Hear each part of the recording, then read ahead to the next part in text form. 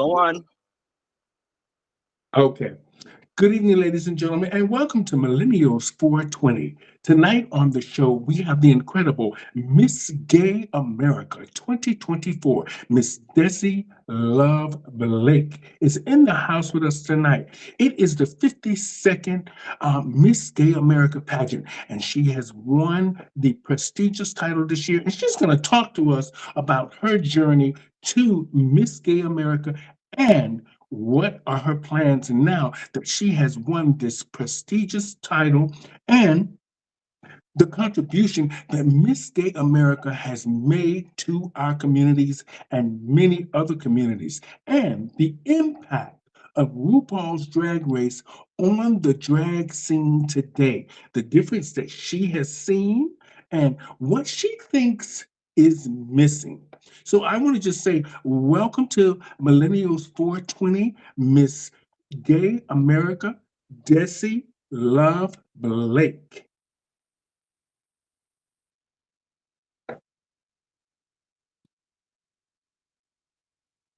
Now, perfect. Now, what was your question? I'm sorry. So we were just introducing you. So I want to just say, welcome to the show, Millennials 420. Today on the show, we have Miss Gay America 2024, Miss Dessie Love Blake. Hi, how are you? Hi, I'm wonderful. How are I'm you? doing well. Wow, you look beautiful. Thank you. Thank you. Well, congratulations on being the 52nd Miss Gay America. Thank It you. must feel incredible. It must feel incredible. Sorry, I'm having trouble with my speaker. I can't hear you. I'm trying to figure it out. I'm so sorry. It's all good. It's all good. Take your time. I can hear you very clearly. Okay. Uh, just let me know when There you're we go. ready. I'm ready. I'm good. I'm so sorry. I'm ready now. Let's do it. It's all good, girl. So today on Millennials 420, ladies and gentlemen, we have in the house Miss Gay America, Dessie Love Blake. Can you hear me? Hi, I hear you. Okay, wonderful. Well, congratulations on being the 52nd winner, or it's the 52nd winner of Miss Gay America. Thank you. Congratulations. Thank you. Thank you. Wow, you look beautiful. Thanks. A lot of cosmetics and tape. Mhm. Oh, well, I watched the pageant from beginning to end, and I thought that you were incredible. I actually knew you were going to win. Well, that makes one of us. Well, when you're sitting out in the audience and you're watching it from afar, you can tell who's standing out the most. Yeah. And you put a lot into it as a contestant. Now, what was the hardest part of you getting to Miss Gay America to compete this year? Well, towards the end of last year, the bar that I had worked at for 7 years, where I made most of my income, closed. And so at the start of 2023, I was already missing all of this income and trying to fill in for what I was missing. And then about May of last year, where I worked, with another place that I worked, they closed as well. So now I'm missing both of my incomes. So for most of the year, I was really struggling to figure out how I was going to be able to afford to go back to Miss Gay America. Luckily, I've had some great sponsors and some great support here in Houston, have opened up some of the bars and given me some shows. I was able to make some money back, and we were able to make that journey to Miss Gay America this year. It was hard to get there even on the day of because they were in the middle of that ice storm. So we drove from Houston to Little Rock. It's supposed to be like a 6-hour drive, and it took us almost 10 hours to drive because we barely went over 30 or 40 miles an hour. The whole way there, it was just like frozen ice on the streets. We were slipping and sliding the whole way to Little Rock. Well, that's what sometimes determination, because when your gut, I have got to make sure that I get there.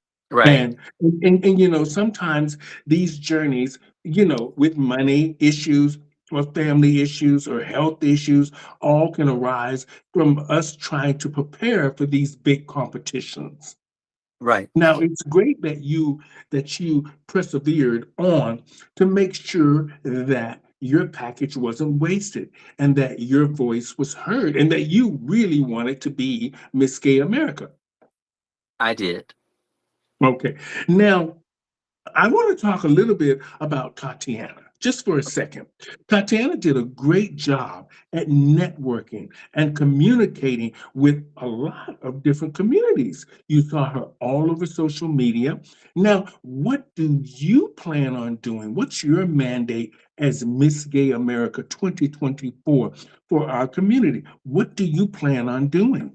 Well, as you said, Tatiana did a fabulous job. She had an amazing opening. She had an amazing reign. One of the things that I want to do is get back to personal connections. I feel like we rely a lot on social media to make our presence known or to make connections. And I think we miss out on some of the one on one personal connections. So even before I competed for Miss Gay America this year, I was traveling to places that didn't have America prelims or really America contestants because I was trying to get connections with maybe a promoter or maybe a contestant or a way to expand Miss Gay America into different areas. So as I reign, before I start doing my prelims, I have some other cities saved up to travel to as well, doing the same thing just to reach out and make those connections. I think it's important when you're actually able to sit in front of someone and have a conversation. I think it's much more meaningful than reading a post on Facebook. So that's my goal as far as reaching out and networking. Now, for fundraising and raising money, my platform this year is going to be Stand for the Silent. It's an organization. You can go standforthesilent.org. They're against bullying. And I know a lot of LGBTQ people were bullied in school and maybe even after. It was a big issue for me when I was in school. Actually, my senior year, I missed like they said you can miss this many days and your parents won't go to jail. And that's exactly how many days I missed because I was worried about getting bullied. I was worried about, it was just worried about getting beat up. And I hated that so much. And it affected so much, even of my early adult life. I wasn't able to really be, I was very introverted. I was afraid to be out in social settings. So I think it's really important that that's a topic that we tackle and raise money for. Hmm. Wonderful. Well, it's great that you're bringing attention to that. And you, as a young person here on Millennials 420, this is what this show is really geared towards the young people to have other young people like yourself to educate them, to show them your journey and show them how to face these challenges that probably will arise or has arise in their lives and how to make a difference. And sometimes we just have to stand up for ourselves. And And this is others. and others. It's really important to do that. And your job as Miss Gay America is to make sure that the young and some of the older people are educated on what you've been through as a young person. So we're not having this older person, younger person conversation in the year differences, because in the long run, we're all one people and we're all Correct. human beings. So we all have a lot of the same issues, and a lot of these issues can be resolved just by us talking. Right. So the young can learn a lot from the older ones, and the older ones can learn a lot from sharing their knowledge of what they've been through to the younger kids today. Right. Now, let's talk about the most exciting part of the pageant for you. When it was over. Oh, that's very good. That's very good. That's how I feel about a lot of the shows. But it's very good. So let's talk a little bit about who did you think your competition was in Miss Gay America? Did you really feel like everybody had a fair shot at it, or did you pick out a few that you knew would be your competition? I'm going to give the Miss Gay America answer first, and then I'm going to give my answer. Miss Gay America answer is you're only competing against yourself. You have the scores that you get, it's not comparative. So, really, your biggest competition is yourself. Now, being a human, you can't help but look around and see who else around you is great at what they do or exceptional at what they do. Of course, I was watching for Arya B. Cassadine. She's a huge threat. She's got an amazing voice. She's beautiful, models gown well, she talks well. So I really had my eye on her. Last year, I was first runner up and she was second runner up. So we were right there together. Another person that came was Ada Vox, who's been on TV, who has a great voice. But the top 10 really surprised me. There was a lot of new people in the top 10, and I feel like Mhm. I'm fortunate that I won because I feel like the girls are getting younger and the talents are getting better and everything is pushing forward and progressing as it should. And I almost feel like if I went a few more years longer, I would have been pushed to the side and moved away and not ever capture my dream. Mhm. Now, now this year, Miss Gay America has introduced a new trans pageant. Am I right? It's for trans and cisgender women, yes. Okay. So, how do you feel about that? You know, because the pageant has a legacy of female Right, impersonators. right. I So think it's now that, go ahead. just 1 minute. Now that the trans community has been introduced, how do you feel about that? I think it's amazing. Um, I think it's great that they saved Miss Gay America for female impersonators, but they gave their own division, which is Miss Gay America Femme, for trans and cisgender women. There's just certain rules that apply in Miss Gay America, like you have to wear your tights and your pads at all times, things like that that may not apply to trans women or to cisgender women. And there's a full transformation happening in Miss Gay America. But what I like is that they were able to create Miss Gay America Femme, and the trans and cisgender women are going to get the same legacy and the same honor as being Miss Gay America, but they're going to get to write their own rules and they're going to get to make their own legacy and they're going to get to shine just as bright. And I'm very excited that I get to be the reigning Miss Gay America when we have the first Miss Gay America film pageant. So I'm really looking forward to it. You know, that's wonderful. You know, I've said this for many years. I met Norma Christie maybe 35, 40 years ago. She'll never remember me because I'm from Orlando, but I lived in Fort Lauderdale before I moved to Canada.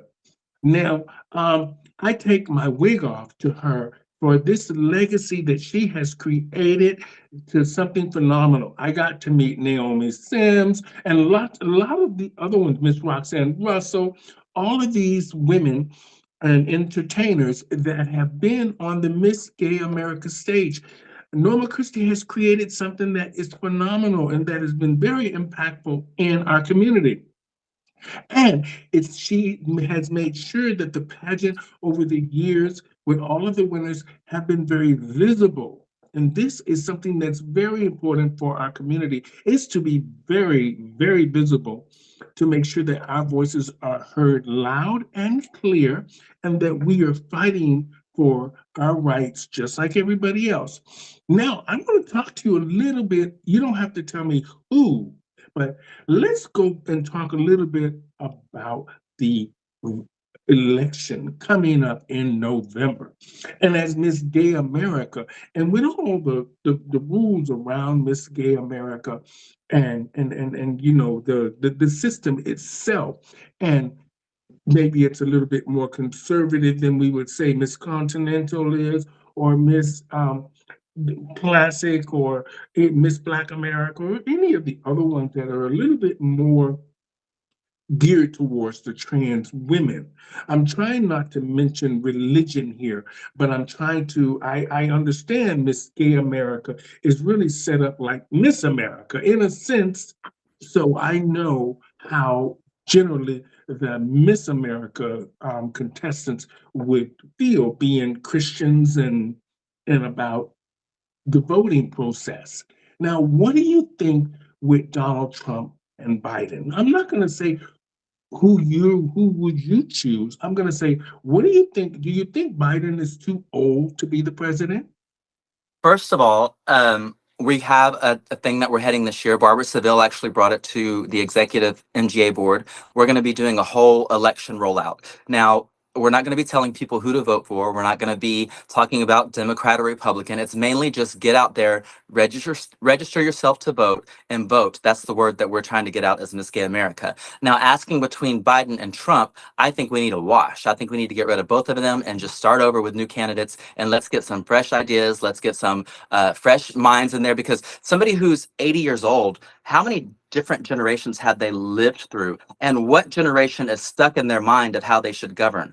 I think it's time for us to have a younger government that reflects more of the ideals and values that is current for America now.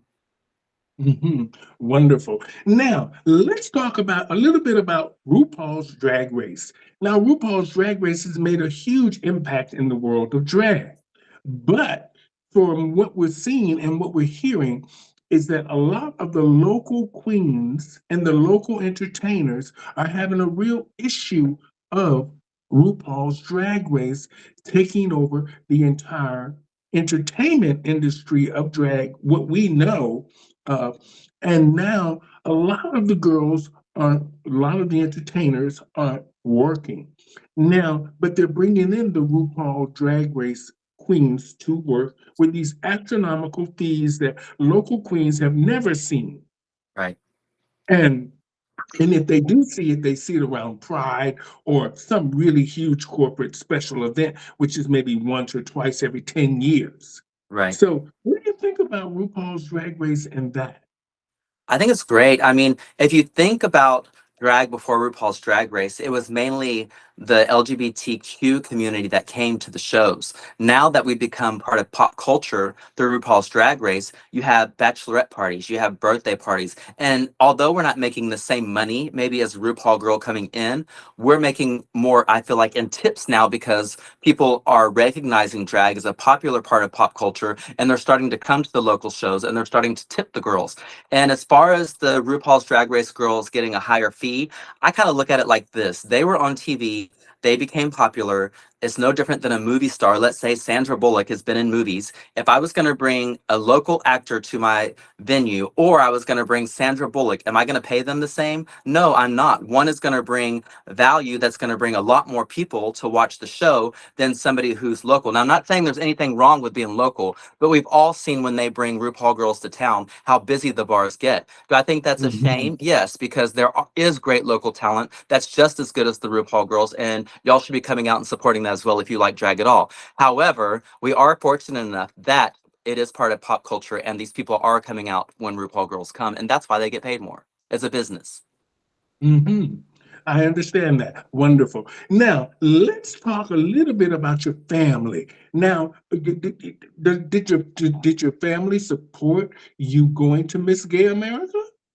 My mom actually went all 6 times that I competed for Miss Gay America. She went to Memphis, to Nashville, to New Orleans, to St. Louis, and of course, Little Rock.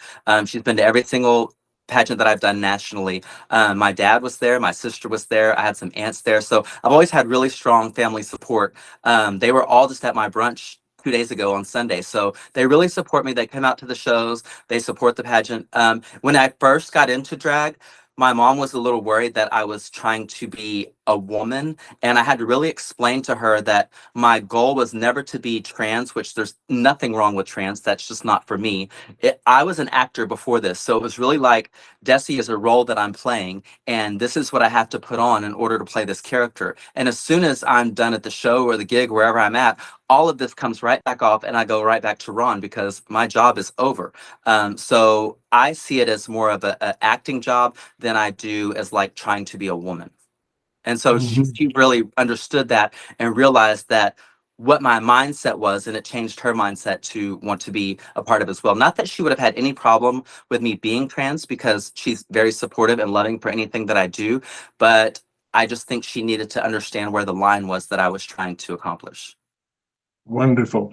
Now, let's talk a little bit about the past Miss Gay Americas.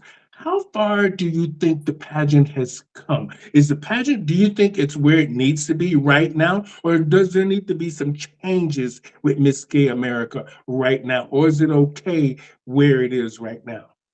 I think Michael and Rob have done, that's the owners of Miss Gay America, Mad Angel Entertainment. I think they've done a fabulous job at holding on to the legacy of Miss Gay America, but still reaching a little bit to progress to where things are happening today. Like, for example, having a film division or allowing trans men who have had full top surgery to come compete if they want to do drag at Miss Gay America, for allowing tattoos to be visible if they're flattering to the gown you're wearing and not so there's things that they're progressing towards that are great, but that they're still holding on to the core values that Miss Gay America was. Mhm. Wonderful. Now, let's just talk a little bit about love. And you, as you know, tomorrow is Valentine's It Day. is. Now, is there somebody special in Miss Gay America's life at this moment? I've been married to my husband. Well, we've been together for 12 years. We've been married for, I think, nine. So yeah, when I started performing, I had only been performing for 6 months whenever we got together. So this entire journey he's been on with me, and he makes all of my clothes, all of my costumes that I wear, all the hats. He makes all of that stuff. So I left my full-time job. I was a professor in radiology science and a real estate agent when I won Miss Texas in 2014 because I couldn't keep up with both. And then we were fortunate enough for him to leave his corporate job in 2016. And ever since then, female impersonation drag is what we do to support ourselves, and we've made a living off of it. So Wonderful. Now, I just want to ask you. Now, you know, most of the older queens from years ago, and many of them. I mean, I was lucky. I'm self-taught drag. I taught myself everything that I have ever done. I have never had any queen to ever help me. Do you have a drag mother? I have a drag mom. Her name is Lana Blake. She's here, lives locally here in Houston. The way that came about, I was competing for my first pageant. It was a bar pageant, and I had only been in drag for a couple of months. And I walked into the dressing room, and I had on like pink blush and cover girl that didn't cover boy and blue eyeshadow. My sister, who used to be on the dance team in high school, she painted my face. I had on these little bitty lashes, so no padding. And so I walked in this dressing room, and there was like four other contestants, and in the dressing room, there was this bathroom off to the side. It was like a private bathroom where like the host would get ready. And Lana came over to me, and I didn't know her, but she came to me and said, "Hey, can I see you in this restroom over here?" I said, "Sure." So I walked into the restroom, and she closed the door behind me, and she said, "Do you mind if I help you?" I said, "Not at all." She said, "Okay, don't be mad." And she took a makeup wipe and she wiped my whole face off and repainted me for the pageant. And ended up winning the pageant. So we Oh, became really wow. close that way. She had never had any drag kids. She had been in drag for like 25, 30 years. So we were driving to Galveston one time, and I was getting ready to another pageant, and there was a girl with the name Destiny Love, and my name was Dessie Love. So I wanted a little bit of separation so there wouldn't be confusion, whatever. So I asked her if I could take her name, for the pageant, and from here on out, she wouldn't have any responsibility for me because I knew she never really wanted drag children. She didn't want to have to keep up with that. So that's kind of how it all came about. Well, wigs off to drag mothers, wigs off Yes. to drag mothers. And you know, like I said, for many, many years back in Florida and Fort Lauderdale in the Miss Florida pageant, I looked up to so many of the wonderful women that used to perform, Miss Tiffany Ariagas and Dana Manchester and Nikki Adams, all of those girls, they were great influences on my life. And I'm glad that I got to meet them. So whether they were influential or drag mothers, it's wigs off to people that really made a difference in our lives and just made us look better or feel better or Right. offered some advice. Now, in closing, Miss Gay America, because you were fantastic, fantastic, I want to just say now that you are traveling the world, Mm. now, do you ever travel as Miss Gay America? Do you travel through the airport anytime in full Desi drag? Let's just say that. I have not yet. I'm hoping that I don't have to have that experience. I'm hoping that my flights are early enough and I don't have delays, that I don't have to. I've heard nightmares of girls having to paint on the plane. That's not something that I'm looking forward to. So I'm hoping everything works out for my year and that I don't have to travel in drag. Wonderful. I just want to say it was a pleasure meeting you, Desi Love Blake slash Ron. It was really interesting, your point of views today. And I just want to say congratulations and I wish you the best of luck. How many prelims you got this year? My goal was to have 50 contestants. The first time I competed for Miss Gay America, there was 52. Since then, we haven't been back to 50. So we had 44 this year. So that means I needed three more prelims to get to 50. But we all know some Mhm. things happen and all girls don't show up. So my goal is to have 27 or 28 prelims. So we have 52, 54 contestants qualified. Wonderful. And on that note, I just want to say to our audience out there, today on the show, Millennials 420, we had Miss Gay America 2024, Dessie Love Blake. She gave us her point of view on many issues that are facing our community today. And we want to say thank her for having this big voice. And we want to say that we know that her upcoming prelims, spreading the word about Miss Gay America and the fabulous work that they do. for our community and many other communities, and we take our wig off to her. And and I just want to say thank you very much for being on the show today. And to our audience out there, check out Miss Gay America sometimes online. And how can we find you, Dessie? All of my social media, Facebook, Instagram, all of them are at Dessie, Dessie, Love, and then Blake, Dessie Love Blake. And you can even, it's the same for Cash App and Venmo if you want to send me money. Oh, that's always a good thing. And on that note, thank you everybody for joining us here on Millennials 420 with Miss Gay America, Miss Dessie Love Blake. Thank you, Dessie. Good Thank night. you. It's been a pleasure. Thank you. Good night.